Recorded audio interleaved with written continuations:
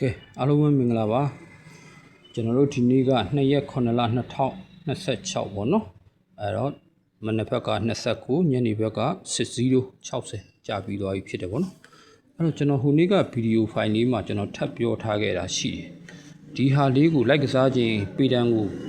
ခုမကြော်ထွက်ပြီးသွားရင်လည်းပဲပေတန်းဒီထက်ကြတတ်တယ်လို့ကျွန်တော်ပြောခဲ့တယ်ပေါ့နော်အဲ့ကျွန်တော်ဗီဒီယိုဖိုင်ဆွဆွမြဲမြဲကြည့်တဲ့သူတွေကဒါကိုမှတ်မိနေမှာပါအဲ့ကျွန်တော်တို့ပထမဆုံးဖြုတ်သွားတာ83နောက်တစ်ခါ30ဒီနေ့ညနေပေါ့ကြာတပတိနေ့ညနေမှာ60ဆိုသူထပ်ဖြုတ်တယ်ဒါလေးနောက်တစ်ပတ်မှာကျွန်တော်ဒီပေါ့နော်ပေတန်းကိုဗုဒ္ဓဟူးအတွင်းမှာကစားလို့တစ်ချိန်ထွက်ပြီးဆန္ဒရှိတဲ့လူတွေရဲ့နောက်တစ်ချိန်ထပ်ကစားလို့ရတယ်ပေါ့နော်အဲ့ကျွန်တော်အရှိမှလည်းပြောခဲ့တယ်တစ်ခါတလေကြာရင်4ချိန်လောက်ထိအောင်ထွက်တတ်တယ်လို့ပြောဘူးလေပေါ့နော်အဲ့ဒီဘက်ကအခုလက်ရှိယူရ3ချိန်ဖြစ်သွားပြီပေါ့နော်83 30 60အဲ့ဒီဟူးကြော်လဲသူကထပ်ထွက်တယ်ပေါ့နော်အဲ့လိုလို့ရှိဒါလေးတတိထားမိအောင်ဒါထပ်ပြောတာပါအဲ့တော့အခုကဒီတစ်ပတ်ကဒီခုလာမဲ့ပွဲပေါ့နော်ဒီမနေ့ဖြန်အနေစပြီးတော့နောက်တစ်ပတ်အထိအကျုံးဝင်မဲ့မူပေါ့နော်အဲ့တော့ကျွန်တော်ကလည်းဒီ2ရက်ပေါ့နော်စနေတနင်္ဂနွေပေါ့နော်အဲ့ဒီစနေတနင်္ဂနွေတွေမှာကလင်ဒါတွေမကြည့်အောင်ပေါ့နော်ကျွန်တော်ကိစ္စတစ်ခုရှိလို့ခီးသွားဖို့ရှိတယ်ပေါ့နော်တနင်္ဂနွေညနေလောက်မှပြန်ရောက်မှဆိုတော့ကျွန်တော်ကြည့်ချိန်မရတော့ဘူးပေါ့နော်အဲ့ဒီအတွက်ကျွန်တော်မူလေးတွေကစားခြင်းတဲ့သူတွေအတွက်ရည်ရွယ်ပြီးတော့ပေါ့နော်ဒါလေးကျွန်တော်စူးစီးထားတာလေး2မူပေါ့အဲ့2မူကျွန်တော်ပြပေးမယ်ပေါ့အဲ့တော့သူကအရင်ဆုံးမနေ့တုန်းကကျွန်တော် post တစ်ခုတင်ထားတာရှိတယ်ပေါ့နော် post တစ်ခုတင်ထားတာရှိတာကဘာကိုတင်ထားလဲဆိုတော့ဒါလေးကျွန်တော်ဓာတ်ပုံရိုက်ပြီးတင်ထားတာရှိတယ်4146 9196အဲ့တော့ဒီ2ရက်နေ့ကနေစပြီးနောက်အပတ်ထိအကျုံးဝင်တယ်ပေါ့နော်ဒီ4ကွက်ပေါ့နော်အဲ့တော့ဒါကတော့မနက်ကရေးထားတဲ့ထဲမှာမပါဘူးအခုလည်းဒီဟာကိုပါကျွန်တော်ထပ်ပြီးတော့ရှင်းပြပေးမယ်ပေါ့နော်အဲ့တော့ကျွန်တော်တို့အရင်ဆုံးဒီ4ကွက်စီကိုကျွန်တော်တို့အရင်စပြီးတွားကြည့်လိုက်မယ်ပေါ့နော်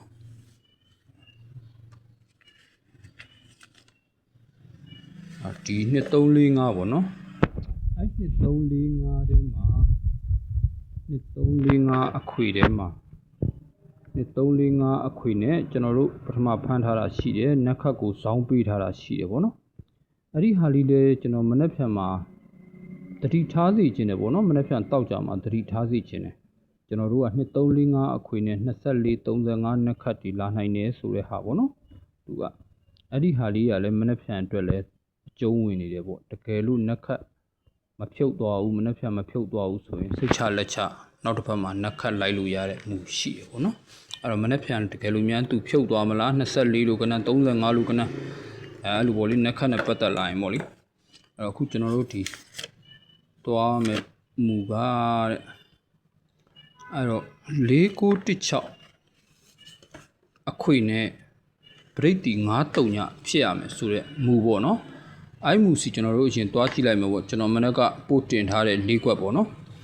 အဲ့ဒီဟာလေးစီကျွန်တော်တို့အရင်သွားကြည့်လိုက်မယ်သူကတနင်္လာနေ့မနေ့ဒီ59ကြာခဲ့တဲ့ formula ကိုအခြေခံပြီးရှာထားတာပေါ့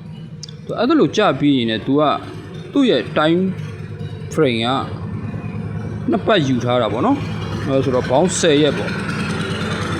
ဘောင်း10ရက်အဲ့10ရက်ထဲမှာ तू က4916အခွေနဲ့ဘရိတ်တီ9တန်3ညတန်ဖြစ်ရမယ်တဲ့အဲ့တော့ကျွန်တော်တို့က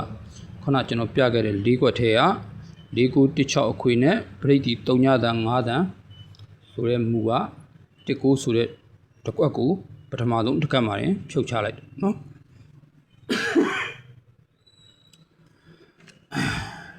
အဲ့တော့ကျွန်တော်တို့ဒုတိယတစ်ကတ်ပေါ့နော်ဒုတိယတစ်ကတ်မှာလည်းပဲဒီတနင်္လာနေ့မနေ့59ကြာပြီးဆိုရင်ဒီ10ရက် frame ထဲမှာ4916ခွေနဲ့ပရိတ်တီ93ညအတန်ဖြစ်ရမယ်ပေါ့နော်အဲ့တော့46ဆိုတဲ့3ညအတန်နဲ့ကျွန်တော်တို့ဖြုတ်သွားတယ်ပေါ့နော်အဲ့တော့နောက်တစ်ကတ်လည်း19ဆိုတဲ့တစ်ခွက်ကိုထပ်ပြီးဖြုတ်ထားတယ်ပေါ့နော်အဲ့တော့4916ခွေနဲ့ပရိတ်တီ3ညအတန်5တန်ပေါ့အဲ့တော့ဒါတတိယတစ်ကတ်ထပ်ဖြစ်တာပေါ့နော်အဲ့တော့ဒီတနင်္လာနေ့မနေ့59ကြာပြီးရတဲ့တပြိုင်နက်ဒီ10ရက် frame ထဲမှာ4916ခွေနဲ့ဗရိတ်တီ9တန်3ညတန်ဖြစ်ရမယ်အဲ့တော့64နဲ့3ညတန်ကြီးဖြုတ်သွားသလို61ဆိုပြီးတော့လဲ3ညတန်ဖြုတ်သွားတယ်ပေါ့နော်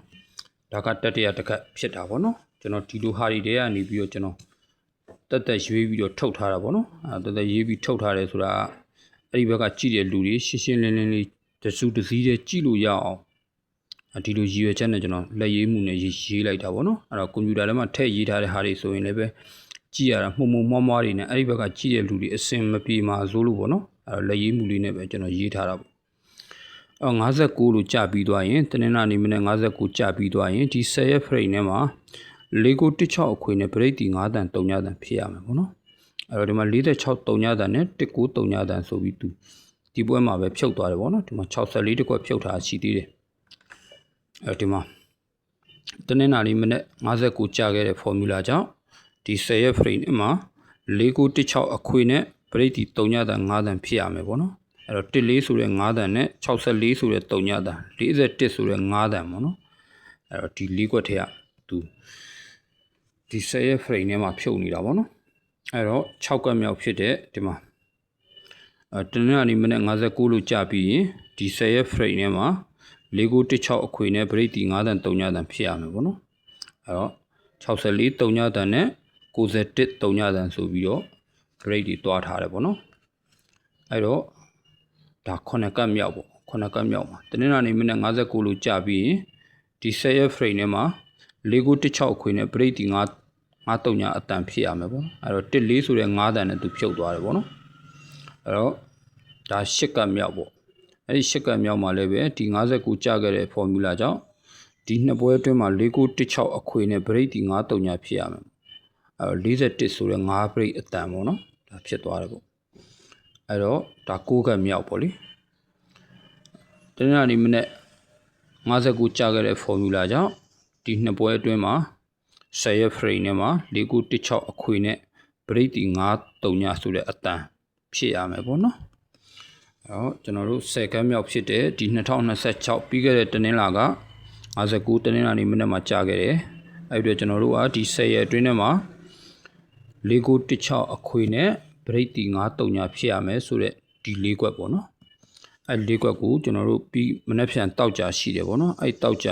လည်းအကျုံးဝင်တယ်ပေါ့နောက်တစ်ပတ်အထိပေါ့အဲ့တော့ဒီ၄ကွက်ကလေးကိုစပြီးကစားမယ်ဆိုရင်ကစားလို့ရပြီပေါ့နော်အဲ့တော့မနေ့ဖြန်တနေ့မထိုးချင်သေးဘူးကွာခဏရှောင်နေလိုက်ဦးမယ်ဆိုရင်လည်းရှောင်ပေါ့နော်ထွက်သွားရင်တော့လည်းကျွန်တော်လည်းမတက်နိုင်ဘူးပေါ့အဲ့ဒါလေးဒါလေးကဒါ4916အခွေနဲ့ပတ်သက်ပြီးတော့ပြခဲ့တဲ့တမူပေါ့နော်နောက်ထပ်မူခွဲတစ်ခုပေါ့ကျွန်တော်စုစည်းထားတာရှိသေးတယ်ပေါ့ရှိတယ်ကျွန်တော်လည်းတလွဲတွေဗျာရေးထားတာစောက်ထိုးတွေရောအတဲ့တွေရောဘာတွေမှမသိဘူးနောက်တစ်ခါကဒါလေးကကျွန်တော်နောက်မှသွားမယ်ပေါ့နော်နောက်တစ်ခါစီကိုသွားလိုက်မယ်ပေါ့နောက်တစ်ခါကကျတော့သူကနောက်တစ်ခါကကျတော့ဒီဟာပေါ့အင်္ဂါဗုဒ္ဓဟူးကြာတပတိဒီ3ရက်ထဲမှာထိပ်စီး3လုံးထောင်ပြီးသွားရင်လည်းပဲအဲ့ဒီ4916အခွေနဲ့9 3ညပရိလိုက်တတ်တယ်ပေါ့နော်အင်္ဂါဗုဒ္ဓဟူးကြာတပတိဒီထိပ်စီး3လုံးထောင်ပြီးသွားရင်လည်းပဲ4916အခွေနဲ့9တန်3ညတန်ဆိုတဲ့ပရိဒီလိုက်တတ်တယ်ပေါ့နော်91တို့41တို့ဒီမှာလည်းပဲဒီတိုင်းပဲထိပ်စီး3လုံးထောင်ပြီးသွားတယ်ဆိုရင်အင်္ဂါဗုဒ္ဓဟူးကြာတပတိမှာ1ဆိုပြီးတော့3လုံးထောင်လိုက်တယ်ပြီးရင်သူကကြာတပတိတောက်ကြနဲ့နောက်တစ်ဖက်ပေါ့လေအင်္ဂါဗုဒ္ဓဟူးကြာတပတိတောက်ကြအဲ့လိုနဲ့နောက်တစ်ဖက်နဲ့ပေါ့နော်ဒီ96အခွေနဲ့ break 9 3ညအတန်ကြီးတွားထားတာရှိတယ်ပေါ့နော်ဒီမှာလည်းပဲ1ဆိုပြီးတော့အင်္ဂါဗုဒ္ဓဟူးကြာတပတိထိပ်စီး3လုံးထောင်လိုက်တယ်ထောင်ပြီးသွားတာနဲ့တပြိုင်နက် sorry ဗျာကျွန်တော်အပြောမှားလို့ဗုဒ္ဓဟူးကြာတပတိတောက်ကြဒီ3ရက်ထိပ်စီးထောင်လိုက်တယ်ပေါ့နော်အဲ့လိုထောင်ပြီးသွားလို့ရှိရင်လည်းပဲသူကနောက်တစ်ပတ်ထဲမှာ4916အခွေနဲ့ break 9 3ညဆိုတဲ့အတန်ပေါ့နော်အဲ့တော့ဒီတစ်ခါမှာတော့သူက49ဆိုတဲ့ power အနေနဲ့ပဲဖြုတ်ထားတယ်ပေါ့နော်အဲ့တော့ break 9 3ညအတန်တော့မဖြစ်ဘူး4916အခွေရတော့ဖြစ်ထားတယ်ပေါ့အဲ့တော့နောက်တစ်ခါပေါ့နော်4ထိပ်ဆိုပြီးတော့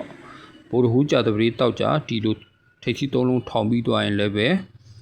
ဒါကတော့အထောက်ထားတစ်ခုအနေနဲ့ထပ်ရှာထားတာပေါ့နော်4916အခွေနဲ့9 3ညအတန်ထွက်တယ်ပေါ့ဒီမှာလည်းပဲ4916အခွေနဲ့9 3ညအတန်ထွက်တယ်ပေါ့နော် 9164ဆိုပြီးတော့အဲ့ဒီတော့ကျွန်တော်တို့နောက်တစ်ကတ်မှာလည်းပဲပုတ္တဟူကြာတပတိတောက်ကြအဲ့တော့ထိပ်စီ3လုံး6ဆိုပြီးတော့ထောင်းတယ်ထောင်းပြီးသွားတာတပြိုင်နက်အဲ့ဒီပင်မှာလည်းပဲ4916အခွေနဲ့93ညအတန်ကြီးထွက်ထားတာရှိတယ်အဲ့ဒီတော့ကျွန်တော်တို့ဒီပွဲမှာ666ဆိုပြီးပုတ္တဟူကြာတပတိတောက်ကြအဲ့ဒီ3ရက်ထိပ်စီ3လုံးထောင်းထားတာရှိတယ်ပေါ့အဲ့ဒီကနေပြီးတော့လည်းပဲ4916အခွေနဲ့ break 93ညအတန်ဖြစ်ဖို့လမ်းကြောင်းတွေရှိတယ်ပေါ့နော်သူရဲ့ frame လိုရဆိုလို့ရှိရင်တော့သူကမနေ့ဖြန်ဒီနေ့ကဒါ60ထွက်ထားတယ်ပေါ့နော်ကျွန်တော်မဖြစ်ရသေးတာမနေ့ဖြန်တစ်နေ့တဲမှာလဲသူကကြာသွားနိုင်တယ်ပေါ့အဲ့လိုမှမဟုတ်ဘူးဆိုရင်လည်းသူကနောက်ထပ်9ရက် frame ထဲမှာဒီ4916အတန်နဲ့4916အခွေနဲ့93ညအတန်ဖြစ်လာနိုင်တယ်ပေါ့နော်ဒါကတော့နောက်ထပ်အထောက်ထားတစ်ခုမူပွဲတစ်ခုထုတ်ပြတာပေါ့နော်အဲ့တော့ကျွန်တော်တို့နောက်တစ်ခါကနက်ခတ်စီသွားမယ်နော်နက်ခတ်စီသွားမယ်ကြာသပတေးနေ့မနက်29ဆိုတဲ့ကဏ္ဍကြပြီးရင်တောက်ကြနဲ့နောက်တစ်ပတ်အတွင်းမှာပေါ့ဒီ6ရက် frame ထဲမှာနက်ခတ်တစ်စုံဖြုတ်ချထားတာရှိတယ်ပေါ့နော်အဲ့တော့42ဆိုပြီးပထမတစ်ကတ်မှာဖြုတ်ချတယ်နက်ခတ်အဲ့တော့ကြာသပတေးနေ့မနက်မှာ29ဆိုတဲ့ကဏ္ဍကြပြီးရတဲ့တပြိုင်နဲ့တောက်ကြနဲ့နောက်တစ်ပတ်ထဲမှာနက်ခတ်ဆိုတဲ့နက်ခတ်အစုံကြီးတစုံပေါ့နော်တစုံသုံးဖို့နှစ်စုံကျသွားရှိတယ်ပေါ့ဒီမှာ35နဲ့18ကိုဖြုတ်ထားတယ်ပေါ့အဲ့တော့နောက်တတိယတစ်ကတ်မှာလည်းပဲကြာသပတေးနေ့မနက်မှာ29ဆိုတဲ့ကဏ္ဍကြပြီးရတယ်တောက်ကြနဲ့နောက်တစ်ပတ်ထဲမှာနက်ခတ်တစုံဖြုတ်ထားတယ်ပေါ့နော်80ဆိုတဲ့နက်ခတ်ကိုဖြုတ်သွားတယ်ပေါ့အဲ့တော့စထုထတစ်ကတ်ဖြစ်တဲ့တောက်ကြာသပတေးနေ့မနက်29ကြာခဲ့တဲ့ formula ကနေတောက်ကြနဲ့နောက်တစ်ပတ်ထဲမှာနက်ခတ်တစ်စုံ96ဆိုပြီးဖြုတ်ထားရှိတယ်ပေါ့နော်အဲ့တော့ဒီမှာလည်းပဲဒါကပစ္စမမြောက်ကတ်ပေါ့နော်9ကတ်မြောက်မှာကြာသပတေးနေ့မနက်မှာ29ကြာပြီးရင်တောက်ကြနဲ့နောက်တစ်ပတ်ထဲမှာနက်ခတ်တစ်စုံရိုက်ထားတယ်ပေါ့နော်အဲ့တော့42ဆိုတဲ့နက်ခတ်ကိုဖြုတ်ထားတယ်ပေါ့အဲ့တော့ဒီမှာတနင်္လာအင်္ဂါဗုဒ္ဓကြာသပတေး29ဆိုတဲ့ကဏ္ဍကြာသပတေးနေ့မနက်မှာကြာပြီးရတဲ့တပြိုင်နဲ့တောက်ကြနဲ့နောက်တစ်ပတ်ထဲမှာနက်ခတ်တစ်စုံဖြစ်တဲ့42 42ကိုဖြုတ်ထားတယ်ပေါ့နော်အဲ့တော့ဒါ9ကတ်မြောက်ကိုရောက်လာပြီတတမမြောက်ကတ်ပေါ့နော်အဲ့တော့တနင်္လာအင်္ဂါဗုဒ္ဓကြာသပတေး29ဆိုတဲ့ကဏ္ဍကြာသပတေးနေ့မနက်မှာကြာပြီးရင်တောက်ကြနဲ့နောက်တစ်ပတ်9ရက်ထဲမှာနက်ခတ်တစ်စုံသို့မဟုတ်နှစ်စုံပေါ့လေအဲ့တော့3ညခွန်ဆိုတဲ့နက်ခတ်နဲ့69ဆိုတဲ့နက်ခတ်ကိုဖြုတ်ထားတယ်ပေါ့နော်အဲ့တော့ဒါ10ကတ်မြောက်ဖြစ်တဲ့အထမမြောက်ကတ်ပေါ့နော်အဲ့တော့တနင်္လာအင်္ဂါဗုဒ္ဓကြာသပတေးမှာ29ဆိုတဲ့ကဏ္ဍတဲကြပြီးရင်တောက်ကြနဲ့နောက်တစ်ပတ်9ရက်ထဲမှာနက်ခတ်ပေါ့နော်1869ဆိုပြီးဒီပွဲမှာတော့3ပင်ရိုက်သွားတယ်ပေါ့နော်အဲ့တော့ဒါ9ကတ်မြောက်ပေါ့လေတနင်္လာအင်္ဂါဗုဒ္ဓဟူကြာသပတေးအဲ့ဒီမှာသူကကတ်ရက်မှာပဲနက်ခတ်ရိုက်သွားတယ်ပေါ့နော်အဲ့တော့10ကတ်မြောက်ပေါ့နော်10ကတ်မြောက်ဒီပွဲမှာကျွန်တော်တို့မနက်တုန်းက29ဆိုတဲ့တဲ့ခဏတစ်ခုကြာထားတယ်ပေါ့နော်အဲ့တော့တောက်ကြအနေစပြီးနောက်တစ်ပတ်ထဲမှာနက်ခတ်တစ်စုံသို့မဟုတ်နှစ်စုံကြာဖို့ရှိတယ်ပေါ့နော်အဲ့တော့